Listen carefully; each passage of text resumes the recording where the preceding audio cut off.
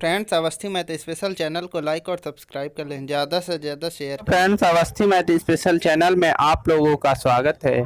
तो मैं आप लोगों को पढ़ा रहा था प्रतिशत, और प्रतिशत में मेरा टाइप 7 चल रहा था। टाइप 7 के मेरे कुछ क्वेश्चन रह गए थे। ये मेरा क्वेश्चन 10वां क्वेश्चन है। जब किसी वस्तु की मूल्य में 20% की कमी हुई तो उसकी बिक्री में X% की वृद्धि हुई। यदि राजस्व प्राप्ति में 60% की वृद्धि हुई है तो X का मान ज्ञात करना है। ये सभी क्वेश्चन आए हुए हैं एसएससी के, जैसे अभी सीजीएल में आए हुए थे, सीएचएसएल में आए हुए थे। और इस नंबर पे मत जाना, ये मेरा आज का नंबर होता है। जब भी हम शुरुआत करते हैं तो नंबर 1 से शुरुआत करते हैं, लेकिन आप लोगों को टाइप हम बता देते हैं ये कौन से टाइप में चल रहा है। जब आप लोग करना तो एक पास में ही करना। जैसे 10 क्वेश्चन हो चुके हैं, लेकिन मेरा आज का जो क्वेश्चन है वो पहला है, ठीक है। और वैसे टाइप में आप लोगों का 10वां क्वेश्चन ये है। तो इसने क्या पूछा है, x की वैल्यू पूछी है। किसकी पूछी है? x की वैल्यू पूछी है। कह रहा जब किसी वस्तु की मूल्य में 20% की कमी हुई तो उसकी बिक्री में X% की इंक्रीमेंट हुई, यानी बढ़ी, वृद्धि हुई। यदि राजस्व प्राप्त में 60% की वृद्धि हुई तो x का मान ज्ञात करना है। x का हमें मान ज्ञात करना है। तो मेरी इनकम किस किस पे निर्भर करती है?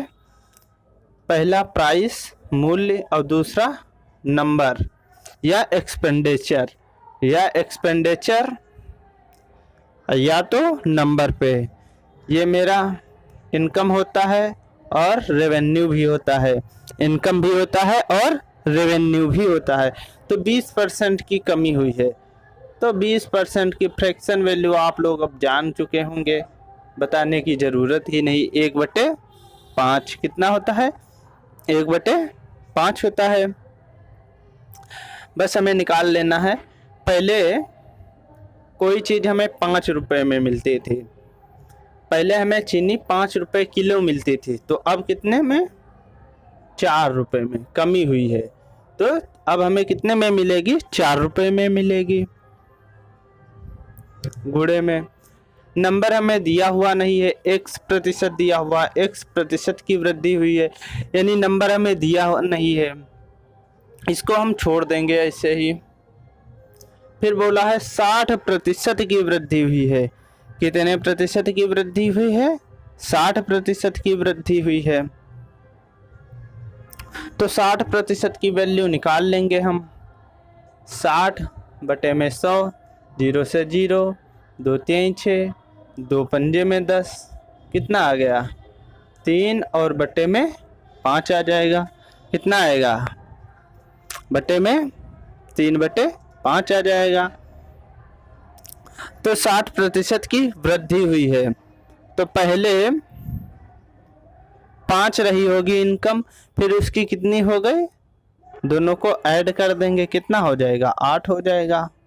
कितना हो जाएगा? 8 हो जाएगा। पहले उसके किसी व्यक्ति की इनकम 5 रही होगी, तो दूसरे दिन उसकी इनकम कितनी रही होगी? 8 रही होगी। अब इसको बना लेना है हमें। अब हमें नंबर बना लेना है। अगर हम यहाँ पर 1 कर दें तो मेरा कितना आ जाएगा? 5 आ जाएगा। अगर कोई वस्तु है 1, कितना है? वस्तु अगर 1 है तो कितना उसका इनकम होगा? 5 रुपया होगा। अगर इसका 2 होगा, इसका 2। सीधा सा फंडा है। जब कभी भी हमें इनकम ज्ञात करनी होगी तो यहाँ पे गुणा करते हैं। यहाँ इस प्राइस की और नंबर की हम गुणा करते हैं, तब हमारा इनकम निकल आता है। और जब कभी भी हमें इनकम निकालना हो तो सीधा सा, इनकम मेरी 5 है, प्राइस मेरा 5 है, तो 5 को 5 से डिवाइड कर देंगे तो कितना आ जाएगा? 1 आ जाएगा। इसी तरीके से हमारा इनकम है 8 रुपया, प्राइस है 4 रुपया, 4 दूनी 8, 2 रुपया, 2 आ गया। तो इस तरीके से करना है आप लोगों को। अब हमें इनका डिफरेंस निकालने डिफरेंस हमारा कितना आएगा, 1 आएगा। इन दोनों का डिफरेंस कितना आएगा, 1 आएगा।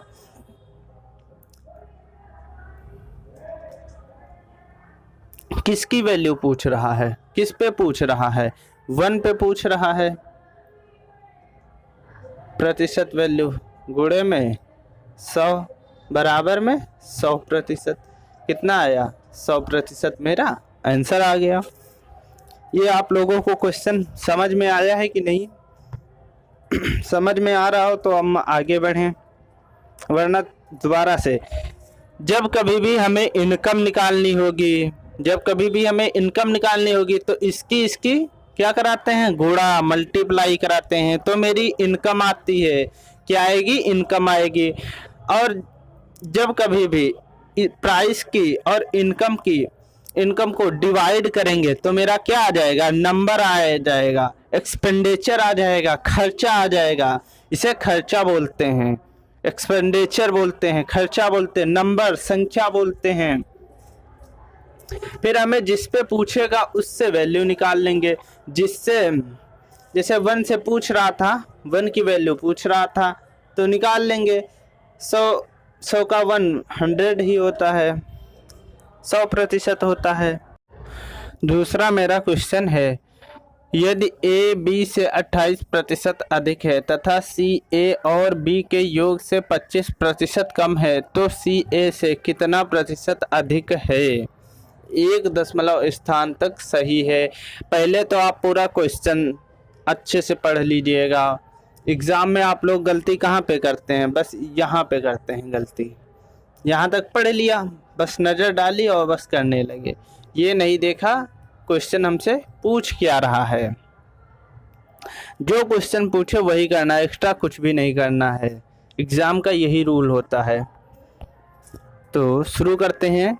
यदि ए बी से 28% अधिक है, ए जो है बी से 28% अधिक है, तो ए बी कितना मान लेते हैं, 100।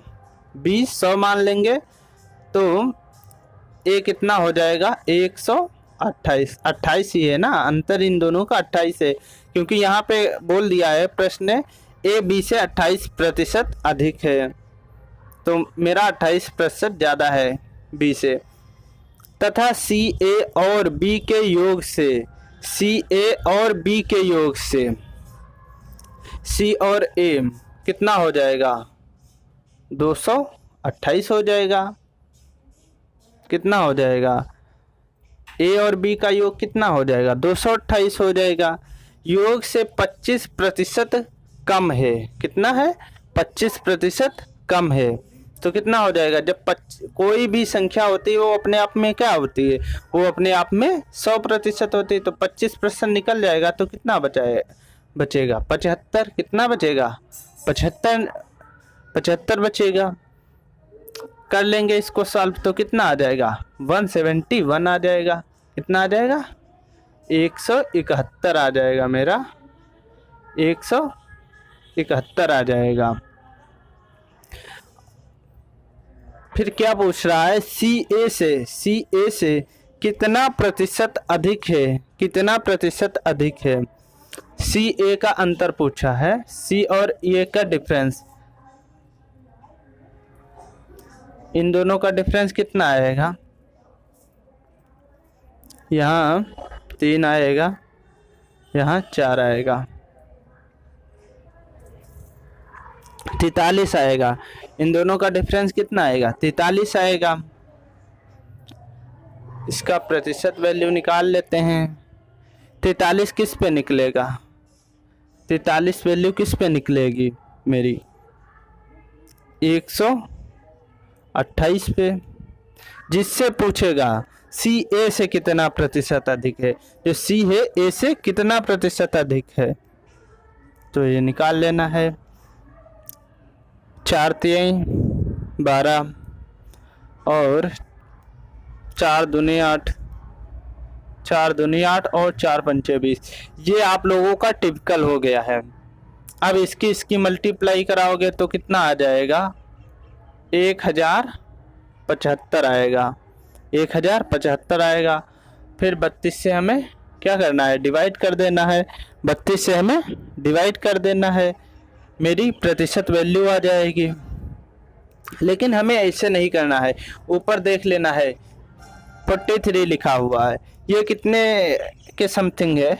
43 को अगर जो 3 बार मल्टीप्लाई कराओ तो 3 3 जा 9, 3 4 जा 12, 129, 128 के बिल्कुल करीब है ना, बिल्कुल करीब है। तो जब एक इससे ज़्यादा हो रहा है तो एक इससे कम मान लेंगे, तो 2.99 मान लेंगे। कितना मान लेंगे, 2.99 मान लेंगे।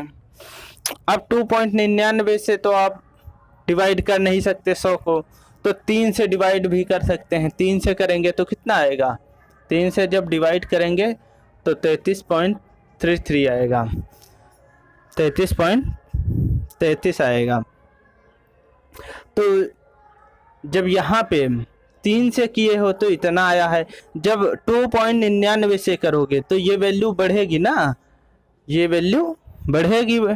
तो इसमें बढ़ा लेते हैं तो कितना आ जाएगा, 33.6। 2 अंक बढ़ा लीजिए, ये अंक जो हैं यहाँ पे बढ़ा लीजिए। 2 नहीं, यहाँ पे 3 है तो यहाँ पे 9 है ना, यहाँ 9 लिखा हुआ है तो यहाँ पे 3 और ऐड कर लेंगे, क्योंकि ये 3 से डिवाइड हो जाएगा। ये 99 जो है 33 से डिवाइड हो जाएगा, तो यहाँ पे आ जाएगा मेरा 3 प्लस में 3 तो कितना आ जाएगा, 33.6 मेरा आंसर। अगर आप 1075 को 32 से भाग देंगे तब भी मेरा इतना ही आएगा आंसर, तब भी मेरा आंसर इतना आएगा।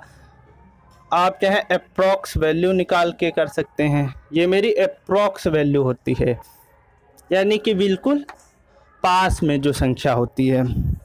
एक मेरा तीसरा क्वेश्चन है, वो आप लोग करना। किसी निर्वाचन क्षेत्र में कुल मतदाताओं की संख्या का 55% पुरुष और शेष महिला है। यदि 40% पुरुष अशिक्षित और 40% महिलाएं शिक्षित हैं, तो अशिक्षित महिलाओं की तुलना में शिक्षित पुरुषों की संख्या कितने प्रतिशत अधिक है। ये आप लोगों को ज्ञात करना है, इसका आंसर आप लोगों को ज्ञात करना है। कमेंट बॉक्स में आप लोगों को इसका आंसर बताना है हमें। मैं आप लोगों की रोज़ बोलता हूँ कि कमेंट एक एक देखता हूँ, तो आप लोग कमेंट में जवाब ज़रूर दिया करें। अगर सेशन अच्छा लगा हो तो ज़्यादा से ज़्यादा शेयर करें। धन्यवाद।